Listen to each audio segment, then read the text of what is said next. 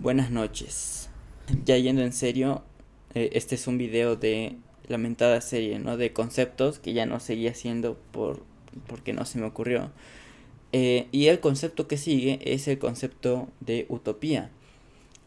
El concepto de utopía tiene una historia bien clara y tiene una bibliografía bastante clara también, ¿no? Bastante clara y distinta. El concepto de utopía como tal podría, a ver, no voy a enunciar un concepto así súper serio, pero la utopía consiste, muy en general, en la descripción y análisis de, bueno, la creación, descripción y análisis de una sociedad perfecta, desde luego desde la muy subjetiva y cuestionable visión del autor en específico de que corresponda la creación literaria de una utopía, sea Moro, Campanella, etcétera, ¿no? Eh, con el fin, ¿no? O sea, la creación de este orden perfecto y su descripción tiene el único fin de cuestionar y criticar una sociedad en específico, ¿no? Una sociedad política, ¿no? Sobre todo política, una sociedad político-económica, ¿no? Normalmente, del tiempo del autor, ¿no? El autor está criticando mediante la creación de una obra literaria en la que se expone un orden perfecto, una sociedad perfecta, mecanicista, eh, está comparando esta sociedad perfecta con la sociedad imperfecta en la que vive este autor, ¿no? Y con base a ello, pues hay una fuerte crítica social y por otro lado hay una propuesta, ¿no? O sea, hay propuestas desperdigadas dentro de la descripción del orden perfecto, eh, propuestas para solucionar los problemas específicos de su sociedad, ¿no?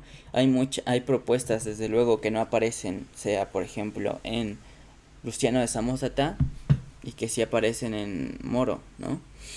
Eh, bueno, es cuestionable, ¿no? Lo de Luciano, pero ahorita voy a exponer eso. Bueno, pasemos, habiendo definido qué es la utopía, pasemos, bueno, la utopía es un género literario, ¿no? O sea, no pensemos que el marxismo es una utopía, ¿no? O sea, la utopía es algo muy específico, es un género literario que no destaca ni por sus personajes, ni nada, ni la historia, sino por la, digámoslo así, creación del mundo o la creación del entorno en el cual está inscrito el protagonista, que es en definitiva aquel que describe este orden perfecto, simplemente narrando lo que vio en el pasado cuando estuvo en ese lugar remoto y en donde hay siempre un personaje que digamos lo sabe todo de esa isla, un personaje random que sabe toda la historia, ¿no? Y que es, digamos, el perfecto ciudadano que cualquier estado querría, que es un perfecto lamebotas de la historia política de su lugar de nacimiento, ¿no? Bueno, y es un perfecto conocedor sin lagunas ni nada así, ¿no? Bueno, um, habiendo dicho eso, si vamos hacia las utopías más sobresalientes en términos históricos, la primera que aparece, desde luego en mis muy limitados conocimientos que vienen de algún que otro libro, ¿no? Este libro es una gran referencia, por cierto. Aquí está la universidad donde viene, que es la CUAM, Universidad Radicalmente Ignota, ¿no? Cuyos autores son Javier Mesa González y un profesor de los buenos buenos, ¿no? Que también tiene su carácter, ¿no? Alberto Trejo Amezcua, que intelectualmente es tremendo también, o sea, es otro nivel, ¿no? También. Bueno, ellos dos coordinaron este libro y el artículo que estoy citando es de Jarmín Hernández Moreno, ¿no? Utopías, distopías y literatura como medios de crítica social, ¿no? Bueno, yendo ya bien a lo que quiero citar. El primer autor utópico, al menos según este librito, es Platón, ¿no? Platón en su República establece primeramente una descripción del orden perfecto, que sin embargo es una protoutopía, ¿no? Sobre todo porque no se da este personaje, digamos, secundario con el que siempre está al lado del prota, ¿no? Del prota que narra, del prota que ha regresado de esa isla ignota, ¿no? Y lejana, ¿no? En este caso no se da este personaje que le habla, que le relata, ¿no? Que le expone primeramente su sociedad perfecta al extranjero, ¿no? Que después nos narrará a nosotros. Aquí quien narra es Sócrates, ¿no? Que va llegando a una forma utópica a través de una crítica directa a su sociedad y a través del razonamiento, ¿no? O sea, es una utopía que no está dada y que solamente se describe, sino que es una utopía que se está pensando en el momento, ¿no? En ese sentido no es como tal totalmente una utopía, ¿no? Pero sí que es un gran precedente. El siguiente gran precedente es, desde luego, Luciano de Samosata, que pues uno de los dos coordinadores, el mero merengues de este libro, ¿no? Alberto Trejo Amezcua, va a destacar en su artículo Luciano de Samosata o la utopía metapolítica. Bueno, eso iré después. En este video van a ver dos conceptos.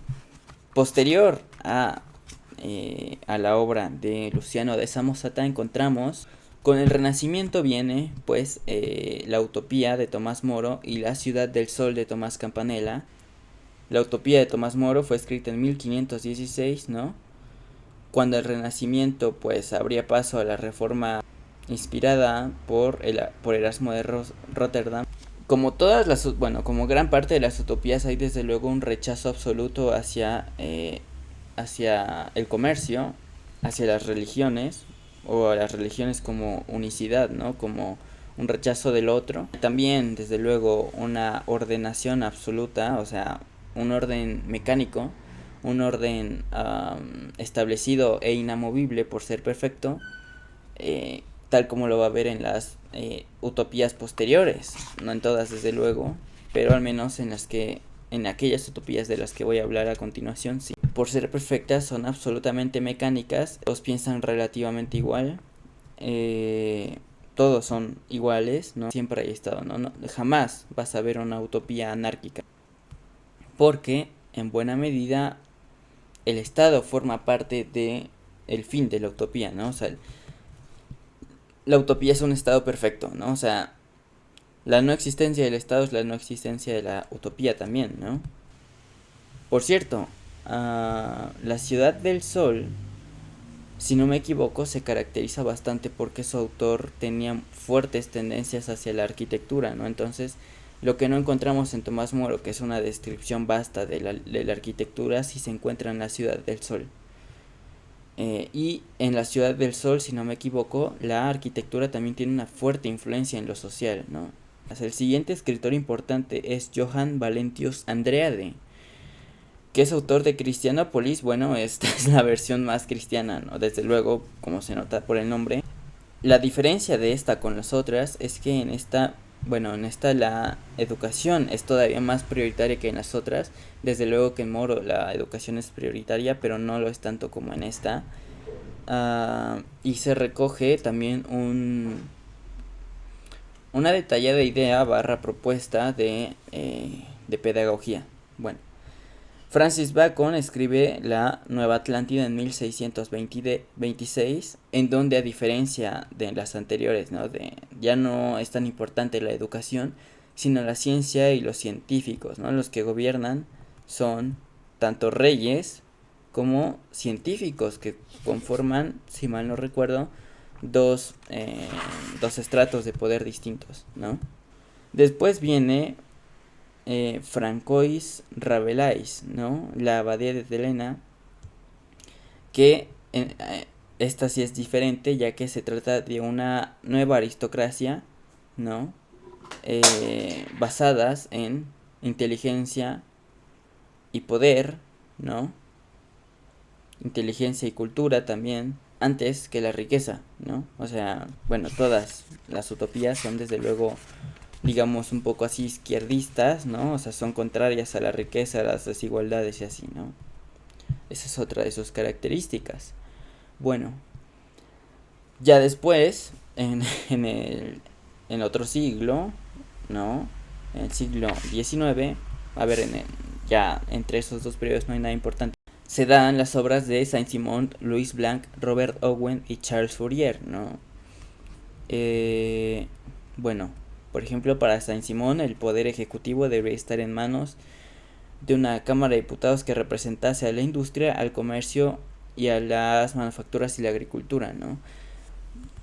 Ojo que aquí hay una gran diferencia con respecto a las otras utopías, porque aquí Saint-Simon expone la importancia fundamental del trabajo para la creación de la riqueza, ¿no? Entonces, como los que trabajan, entre los que sin duda incluye Saint-Simon, un poco a los burgueses, no desde luego tanto como a los trabajadores, pero sí un poquito a los burgueses, piensa que no deberían ser ni los aristócratas, ni los nobles, ni los reyes los que gobernasen, sino una suerte de representación en una cámara de diputados, ¿no? Donde estuvieran representadas cada una de las industrias, cada una de las, pues, cada una de donde viene el trabajo. Hay, por cierto, antes, como advertencia, si hay algún riquillo por ahí que esté viendo este video, que esté al mismo tiempo comprando libros, no creo que pase, pero por si pasa, hay que establecer desde luego una advertencia importante, y es que, tal como dice aquí el libro, hay pocas utopías decimonónicas, es decir, de entre las más importantes, que se puedan leer hoy día sin experimentar un aburrimiento mortal y tremebundo, ¿no? No lo dice así, solamente dice mortal, pero yo digo tremebundo. Es un aburrimiento exasperante, es un aburrimiento desesperante que a cada rato te dan ganas de tirar el libro. Justamente porque no hay, por empezar, trama. No hay conflicto, digamos. O sea, creo yo, no lo sé, no he leído ninguna, pero creo yo que puede haber buenas obras literarias que no posean conflicto. Sin embargo, este es un defecto, ¿no? Es un claro defecto de la utopía como género literario, y es que no tiene conflicto por la obviedad de que se trata de o sea, no tiene conflicto dentro de la historia, ¿no? El conflicto está entre la utopía y la sociedad del autor en cuestión, pero no está en el propio libro. No sé si me explico. Entonces esa es la cuestión, es que son libros muy aburridos. Bueno, después tienes a Etienne Cabet, que en su novela Viaje por Icaria propuso una reforma social inspirada en el amor a la humanidad, ¿no? En su juicio, la riqueza debería estar en manos de un Estado fuertemente centralizado y la soberanía en la voluntad general, ¿no? La voluntad general es siempre, ¿no? O al menos desde que se crea el concepto, un, una fuerte influencia en todas las utopías, ¿no? Todas las utopías tienen algo así como una voluntad general que se debe respetar y a la que se le deben lamer las botas. Después viene Edward Butler Bulwer-Lytton, ¿no? Que crea, bueno, escribe en 1871 La raza venidera o La raza futura, que es también una de las primeras obras de ciencia ficción. Por cierto, hay que encontrar también en Luciano de Samosata y en Voltaire una importantísimo precedente a la ciencia ficción, ¿no? Eso es desde luego importante. Este se especifica también un poco más, o sea, la de la raza venidera, pues se especifica también por un rasgo interesante, bueno, dos. Es que es una sociedad, bueno, una república, ya sabes, ¿no? La utopía es es algo típicamente republicano, casi siempre, excepto ya he mencionado un par de excepciones, ¿no? Pero es algo republicano, ¿no? Entonces es una república subterránea en la que sus habitantes poseen el mentado Brill, que es un medicamento, ¿no? Que lo cura todo. El siguiente es de un novelista estadounidense que se llama Edward Bellamy, que escribe el año 2000, en 1889. También es una novela futurista y... mira, aquí menciona algo interesante. En su trama vaticinó la nacionalización de la industria, la conscripción obrera, la importancia de una clase administradora directora, una clase media preocupada por el consumo y el confort, y pues esas son cosas que forman parte de nuestra actualidad, ¿no? Más o menos. también la nación se convierte en una única corporación de corte capitalista socialista que posee un ejército industrial y pues la riqueza es comunitaria e igualitaria, y donde ves el capitalismo pues en la nada, ¿no? Que no existe en esta cosa, no sé dónde se saca que es capitalista, pero bueno.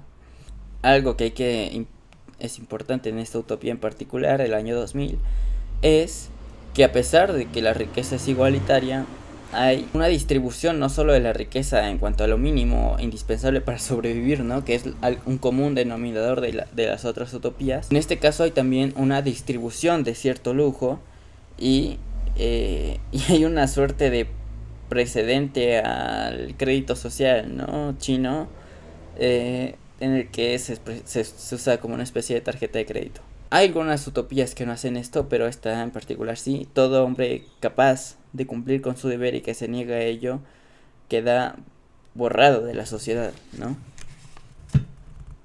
En ese sentido, desde luego, el género utópico bastante autoritario, ¿no? Y es desde luego esto lo autoritario que tiene y lo potencialmente totalitario que tiene es lo que va a dar lugar después a las distopías, ¿no? Las distopías son un darle la vuelta a las utopías y destacar su función o posibilidades totalitarias, ¿no?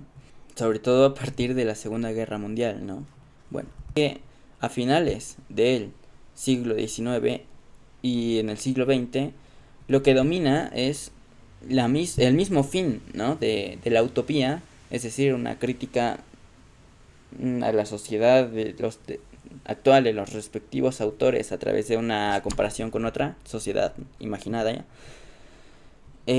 se dan las distopías.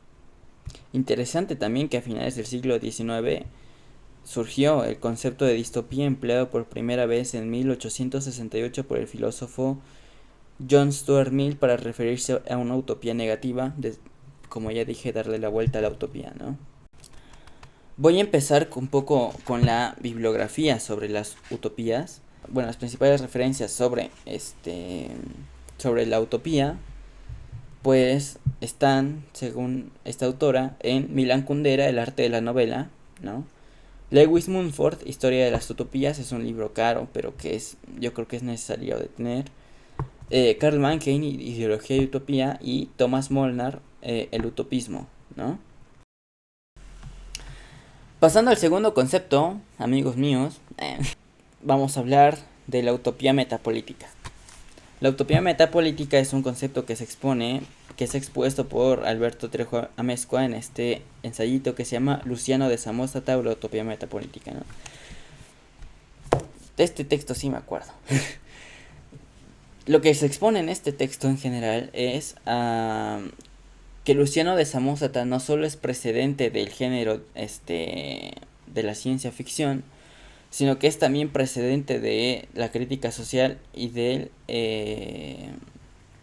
espíritu que abordará después la izquierda toda, ¿no? Hay una buena cadena de influencias entre autores, ¿no? Desde un autor influido directamente por Luciano de Samosata hasta autores influidos por este autor, por este y así, hasta llegar a Marx, ¿no? Y de Marx, pues a medio mundo, a toda la izquierda, ¿no? Entonces, pues hay algunas actitudes, sobre todo actitudes, y hay algunos conceptos también, algunas críticas, que vienen no desde los predecesores directos de Marx, sino que vienen desde mucho más allá en la obra en general de Luciano de Samosata. ¿Cuáles son los precedentes de Luciano? Pues la filosofía cínica, ¿no? La filosofía, tanto la cínica como la estoica, son los precedentes directos de Luciano de Samosata, aunque Luciano de Samosata es, digamos, quien le da la vuelta, ¿no? Bueno, a ver, ¿qué es la utopía metapolítica? En sí, la utopía metapolítica es, en general, una utopía que, bueno, como se nota en el nombre, va más allá de la política, se centra en otra cosa que en la política, pero que busca también afectar en la política, en la sociedad, ¿no? Sobre todo los medios de la utopía de Luciano se dan a través de un cambio en las actitudes de la vida diaria de las personas, ¿no? Sobre todo con tomando en cuenta el horizonte de la muerte, ¿no? O sea, aquí Amezcua, nomás para no tutear, digo, es conocido mío, ¿no? Entonces hay que esforzarnos por no tutear y por presentar todos nuestros respetos, ¿no? Aquí el autor hace una interpretación del Luciano de Samosata en clave heideggeriana, ¿no? Entonces, pues es en definitiva desde donde hace Luciano sus críticas son desde el horizonte de la muerte, desde el horizonte del Hades, ¿no? Y la gente en definitiva debería vivir tomando en cuenta la muerte como pues como el único lugar seguro a donde ir, o sea, donde el único lugar seguro a donde vas a ir, ¿no? En el futuro. Y da varios ejemplos de los pues de estas cosas, ¿no? Hay un precedente, por ejemplo, en la utopía de Tomás Moro, en Luciano, ¿no? En el rechazo al oro, en el rechazo de aquellos materiales que tienen valor por algo que va más allá de su utilidad para la vida, ¿no? O sea, lo importante aquí es la vida y la muerte, ¿no? Es una clave existencial, en definitiva, porque lo importante es la vida, la existencia y el fin de la vida, o sea, el término, la muerte, ¿no? Entonces, la crítica de Luciano va sobre todo a aquello que no tiene un fin ni para la vida ni para la muerte, o sea, aquello que no tiene importancia en relación con la existencia. Y entonces, la crítica es que la sociedad va a mejorar, ¿no? Cuando se dé una vuelta total en las costumbres humanas, sobre todo con un rechazo a la riqueza, un rescate de la amistad, pues un rechazo al espíritu bélico, ¿no? Y demás cosas, y también cierto acentuamiento de la individualidad, pero sin olvidar la colectividad, ¿no? La riqueza no representa nada en la muerte, ¿sabes? La bondad sí, la amistad sí. La amistad podría incluso llegar más allá del Hades, ¿no? Y bien dice Luciano, ¿no? Bien dice, ¿quién puede negarse cuando un amigo lo obliga, ¿no? La amistad para Luciano es algo muy importante y es algo que nota que está medio perdido en su sociedad, ¿no? Desde luego que las cosas que critica Luciano son también criticables en nuestra sociedad, ¿no? Entonces, pues, eso es la utopía metapolítica, es una utopía que tiene su nacimiento en Luciano de Samosata y que va más allá de la política, que encuentra la solución a los problemas políticos en la vida diaria, ¿no? En la vida cotidiana, ¿no? En el respeto, sobre todo a los demás, en la amistad y en, pues, la observancia, ¿no? La prudencia ante la muerte, ¿no?